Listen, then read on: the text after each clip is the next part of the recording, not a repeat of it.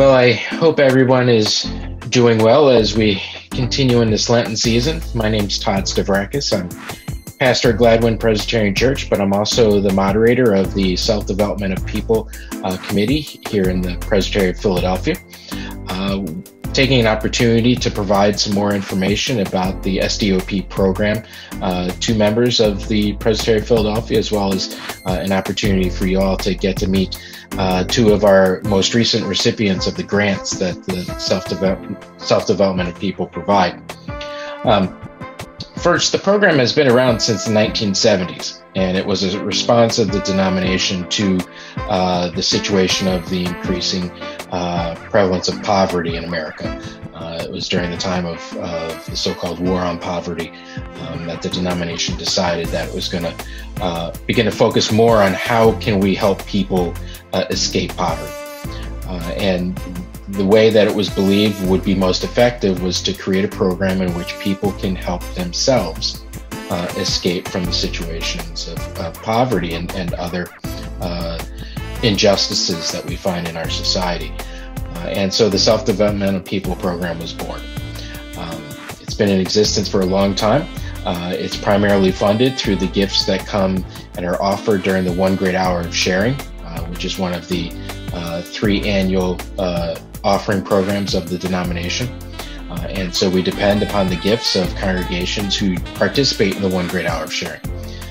And as that happens during Holy Week, and as we get near to that sacred time, we wanted to raise your awareness of SDOP as well as the wonderful work that we are supporting.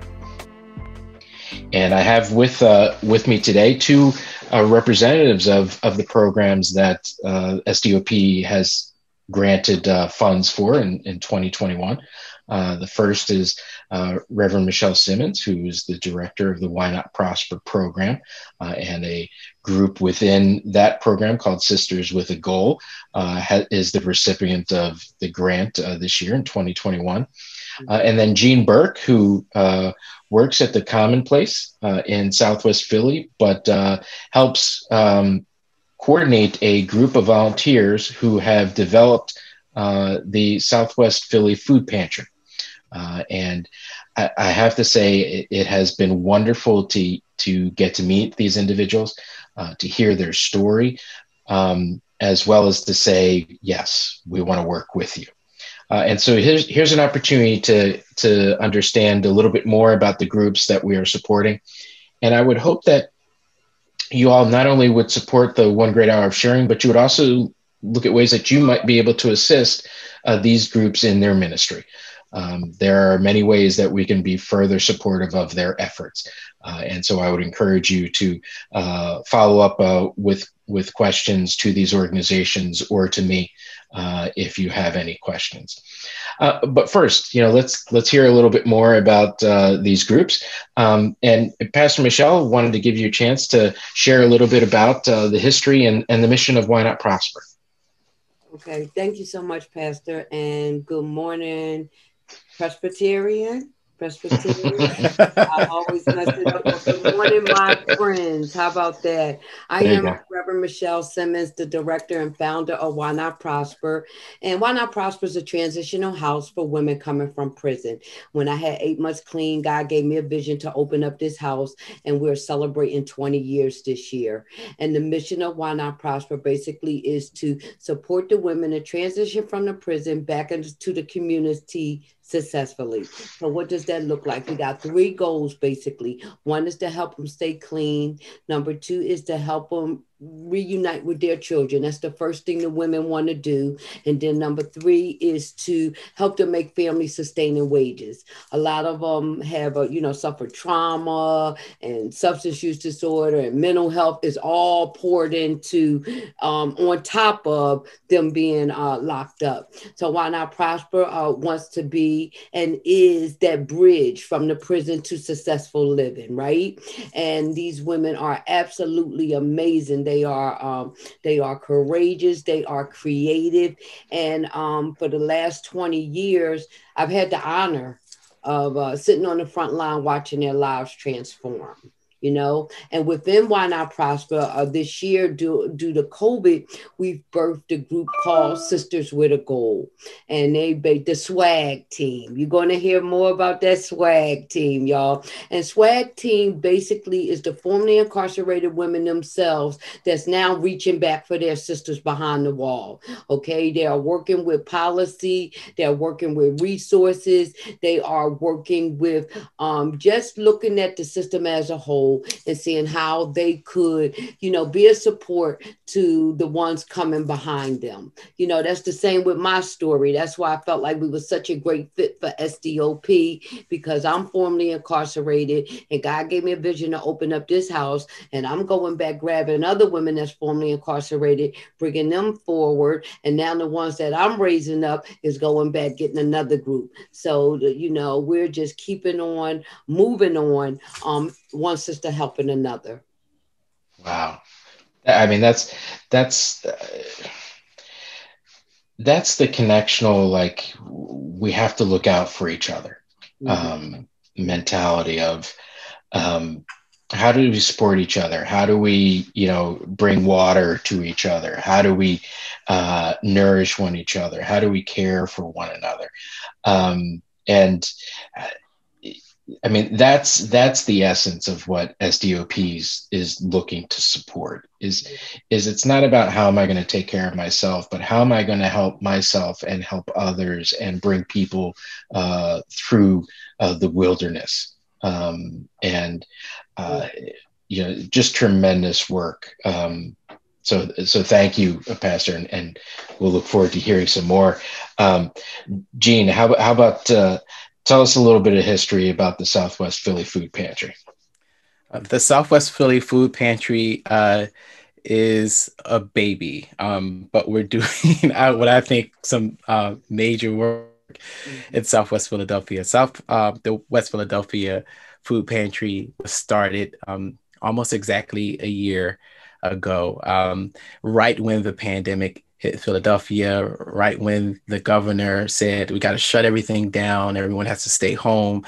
And very quickly, a group of members, congregants, our partner congregation, Salt and Light, they recognized the need for food. There's a food justice issue in Southwest Philadelphia that was exacerbated by the pandemic, and just a group of people got together and said, you know what, we need food, and I know our neighbors need food. Let's find a way to get food and give it to our neighbors and our residents, which is really encouraging because, just like Pastor Simmons' story, it's, pulling people up with you, going to find out where the resources are and bringing them back into your community. And that's exactly what these our partners, our congregants, and I'm a congregant of Salt and Light as well. It's exactly what we did. So what we realized was that as Philadelphia shut down, parents were home, kids were home, incomes were disrupted, and parents, and especially some of the seniors in our community, no longer had the wherewithal to provide food or get food or anything like that. So what we did was connected with some local food distributor centers and CSAs like Phil Abundance and Caring for Friends and the Share Food Network. And we started getting food, and we set up in a parking lot and in some of the rooms within a church, put a flyer out, and we started having people come. We started with about 20 families the first couple of weeks, and that has grown now to somewhere between 80 and 100 families a week that are served by members of our own community. I think it's a wonderful thing, seriously, to be able to live in the community, to recognize the need of your fellow community members, then work to provide those resources, not just for you and your family, but everyone else, in there. And I always lean on this, and some of my fellow Presbyterian friends always laugh at me when I mention this, but I always lean on a scripture of Matthew 25 near the end, around the 40th through the 46th to 7th verse, is that whatever you do for the least of those, and I don't really want to say the least of those, but whatever you do for the people Mm-hmm. who love God, you're doing it for Jesus. Whether it is you're getting water, you're getting food, or whatever. Even what Pastor Simmons is talking about. He says, when you visit, them in prison, you visited me. So when I am, and we are in this team of wonderful people, when we are getting food and providing this resource, we're doing it not so much for them. We are doing it for them, but we're doing it for and to Jesus as well. And that's kind of been the entire mindset, both spiritually, mentally, and emotionally in what it is that we do. And I think it's amazing. Absolutely amazing. So, I mean, your statements prompt, two very different thoughts. And I would just ask you to speak to them. First is that you both spoke about injustices. Yeah. So on one hand, we have some very serious structural issues in our society. Gene, you mentioned food deserts already, as communities that are already devastated with food insecurity. Mm-hmm. Pastor Simmons, the injustice of our so-called justice system. So I'd love to hear you guys talk a little bit more about that, because self-development of people is a program that's not just here to help the individuals, but to change our structures, to change our systems. So, and then the other thing that you've both mentioned is you're both extremely intelligent and bright, but these were things that people came to you with to do these programs. These were people themselves saying, we just need some guidance here, but this is what we want to do. So could you speak to, on one hand, the reality of injustice in our society, but also speak on the other hand of people having the gifts to deal with those injustices when we provide them to walk with them? Yeah. I guess I'll take the lead since I went first, and I would say that injustices are plentiful, right? Yeah. And the people that endure the injustices are very eager right now in this climate to fix the injustices, right? So I give you an example. The women we serve are formerly incarcerated, and they know firsthand, how the jail situation is, how to live in there. So it's easy to get them motivated. It's easy to support them as they get encouraged to move a needle forward.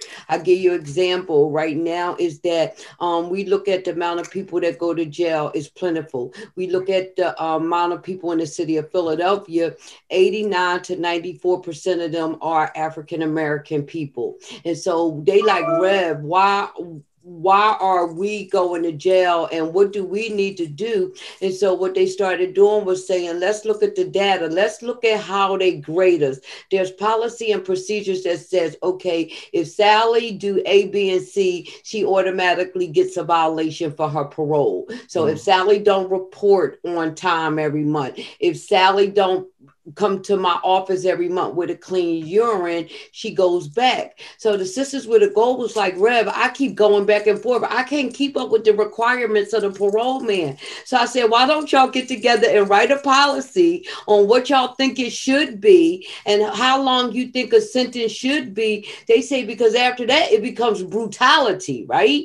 And so they recognize the injustices because they live them every day, right? And then the second thing is, once they see somebody got their back, they start to just move forward with advocacy, right? So once I said, okay, you've seen the injustice, what do you guys want to do? They said, well, they need to change the requirements. We got to do 12 things in 1 month. No wonder we go back so fast. So I said, why don't y'all write a policy and just ask the board to drop it from 12 to 8? That's a little small win. So that's how the women go for themselves.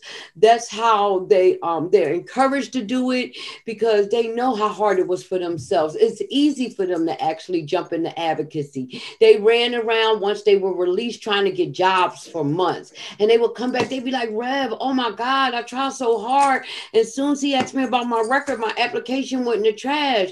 They was like, we need to create some type of law that says they can't ask us about our conviction, right?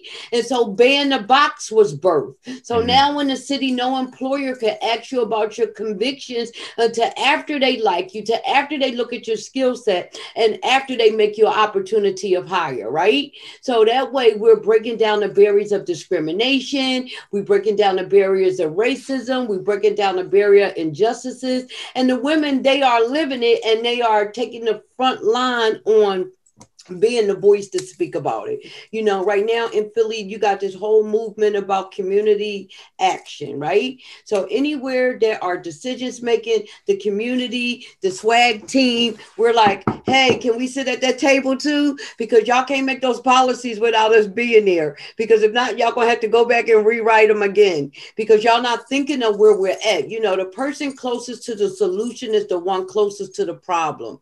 And sometimes what's been going on is people up here in the ethers making the decisions for people down here on the ground. Absolutely. You know, like the people that's starving and hungry, they could tell you what it's like to be starving and hungry. You don't need nobody sitting up here on the hill that got a big meal every day telling you how to change hunger. Ask the people down on the ground that's starving every day. So I don't know what your question was, but I know it's work to do. Praise the Lord. At this point in time, it doesn't matter what the question is. You provided the word and the answer. So, you know, you preach. Gene, if you want to follow up with that, Gene, feel free if you can. So it is really interesting that we're talking about injustice. I happened to be in my car yesterday and listening to the radio station. And if anyone listens to NPR, it's just one of the stations I listen to very often.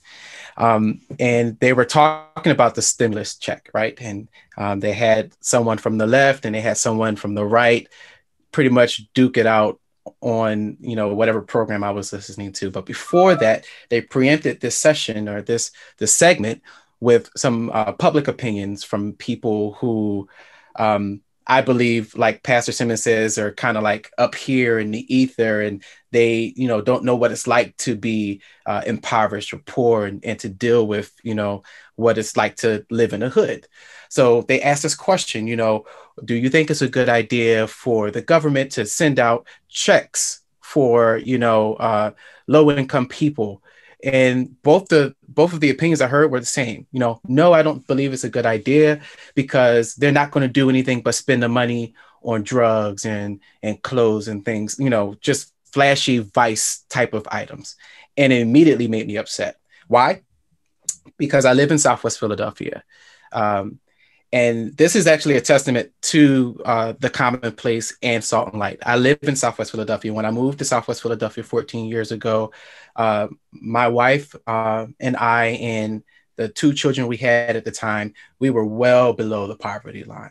We were on food stamps, you know, state, you know, medical insurance, all of it. We, you know, at the time I had a really hard time finding a job. And my wife was working as an administrative assistant for maybe $10 an hour or something like that. And then for a really long time, you know, I had a job here and then I lost it. I had a job here and I lost it. Then there was a long time where all I did was, as a musician, play at a church for, you know, maybe less than $100 a week. So know what it's like to be, not have money, to, you know, try to figure out where my next meal coming from, and then have a growing family, owning a house, but not being really able to afford living there. Even in the hood, I know exactly what that feels like. My wife knows exactly what that feels like. And I have friends and family who know exactly what that feels like. So the injustice part comes in here, where you have people, like Pastor Simmons is saying, who think they know what's going on, but they don't. So they make these decisions, right? And then you have people who have opinions who are kind of in their own echo chamber, who want to, say, well, this is what they do. And because they don't have a connection or relationship with people who are in the situation, they can't speak to it. So when it comes to nutrition and when it comes to food injustice or food justice issues in Southwest Philadelphia, I look at it this way. It is much more about accessibility and what it is that people who live in Southwest Philadelphia or anywhere in less affluent neighborhoods, what they can afford. In neighborhoods like mine and across Philadelphia, you'll find that there are a plethora of corner stores or Chinese stores or liquor stores, places that sell beer and things like that. But there aren't a lot of supermarkets where you can get high quality, fresh foods. And if they are somewhere near, depending on who you are in this country, it could be a mile. That's a long way for someone to walk because a lot of people don't have cars. In Southwest Philadelphia, there are 2 supermarkets that I know that geographically my house is smack dab in the middle of it, but they're a mile in each direction, right? One is there's a train tracks with an active freight that comes through our neighborhood. So it's kind of dangerous to cross that if you're living on one side of the neighborhood, and the other one is just a mile down the road. So you either have to get an Uber or you got to take the bus. And that's expensive when you're just trying to buy food for your family. So what are your options?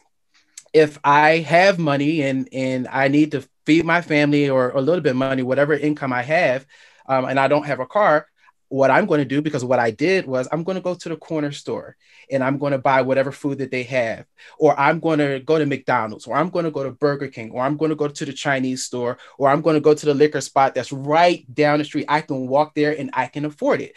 You know what that does? If I eat enough of this stuff, then I'm going to have diabetes. We have asthma and obesity in neighborhoods like Southwest Philadelphia that is predominantly African American or predominantly African born immigrants. The health outcomes in neighborhoods like this are dismal. They are disproportionately high when you compare it to more affluent neighborhoods. But it's not because of what some people think, that if you give low-income people money, they'll just spend it on vices, or it's their fault that they're obese or have diabetes because of what they eat. It has nothing to do with that. It has more to do with that I don't have a lot of money to buy fresh foods, and I can't, even if I did have the money, I don't have a way to access it because they're so far away and I don't have a car. That's at the core of what's going on with food injustice in Southwest Philadelphia and other neighborhoods like it that are predominantly Black and brown. You don't have the money and you don't have the accessibility. I really want to thank you both for your passionate response to the myths that I think get thrown around too frequently. Yeah. The idea of, there's plenty of food out there. Well, yes, there is. And a lot of it's crap. Or if they just went out and got a job, and it's one of the reasons why SDOP looks for partners like you two. Because as you've both said, you all know what the problems are, right? And you probably have a better idea of what the answer is and the solution than people in the ether, as you describe. And that's what SDOP wants to do. It wants to support that understanding of how are we going to resolve these issues. And I think it's important for the rest of us in the body of Christ to be working hand in hand with the people who not only understand the problems, but also have the answers. Yeah. We've got to get out of, the church has to break free of its colonial mentality as well. This idea that, these large suburban churches know all the answers, or, we're highly educated. We've read a book, we know how to deal with this issue. And this is why our partnerships are really important. And it's one of the reasons why I'm honored to be a part of the SDOP program, and working with friends like you, because it is about the kingdom. It's about creating a just society. It's about kind of taking the issues where they belong, as opposed to like the 10-second soundbite. And so I want to thank you both very much for your work. I'm going to encourage all the communities that are watching this, pastors, elders, deacons. These are the kinds of organizations that SDOP is supporting. We count on your support for the SDOP program so that we can support these groups. I want you to check out the Presbytery website and other information related to SDOP, which will have links of how you can support these two groups specifically. If you want to get in touch with Pastor Simmons, or if you want to get in touch with Gene about supporting their work, whether it's the swag program, whether it's the food pantry, or whether it's the other activities of Why Not Prosper and the Commonplace. So go ahead and check out the Presbytery website. You can contact me, Pastor Stavrakis at Gladwin Presbyterian Church. I'd be more than happy to chat with you more about this. Blessings, Pastor Simmons. Blessings, Gene. We look forward to continuing this partnership. And God bless you and the work that you do. And let's continue to bring about justice for the children of God. Absolutely. Thank you so much. Blessings to you. Yeah, blessings.